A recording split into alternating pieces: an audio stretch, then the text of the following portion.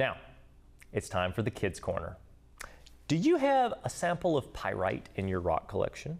Now, I started collecting rocks and fossils when I was about 8 years old. This is an actual piece of pyrite, or fool's gold, from my childhood collection. Pyrite used to fool explorers. They saw something shiny and they believed, hey, I found gold! But it's actually much different from gold. That's why it's often simply called fool's gold. Pyrite is much harder and brittle when compared to real gold.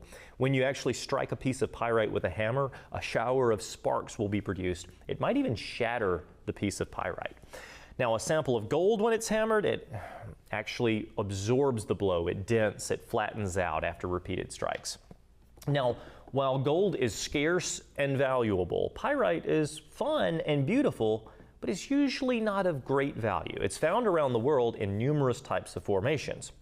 But despite being commonly found, it's always been a popular and colorful addition to any rock collection. It's one of my favorite pieces from my childhood collection. Now, pyrite is often found as small flecks or in masses with indistinct crystal shapes, but sometimes you find defined crystal shapes, either as individual crystals or as in groupings of crystals.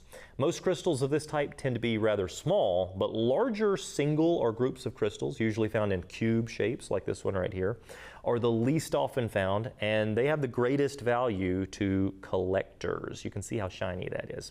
Now, some of these larger crystals are sometimes found with other crystals intersecting, as if they're actually growing out of them. I don't know if we can pick that up on camera, but some individual large cubes can measure 2 or more inches across, and despite their nearly perfect symmetrical cube shape, these are actually entirely natural formations. This is the way they grow. These amazing crystals are a reminder to us that our God is a God that has created wonders all around us that reflect order, design, and beauty that we can enjoy and appreciate. Let's remember to give Him the glory for it. You know, of all the living beings that God created, we alone are made in the image of God with the ability to recognize the wonders without number of His creation. All right, up next we will have Dr. Carl Werner back on the show to discuss reports of modern-looking ants found alongside dinosaur fossils. You won't want to miss it, so stick around.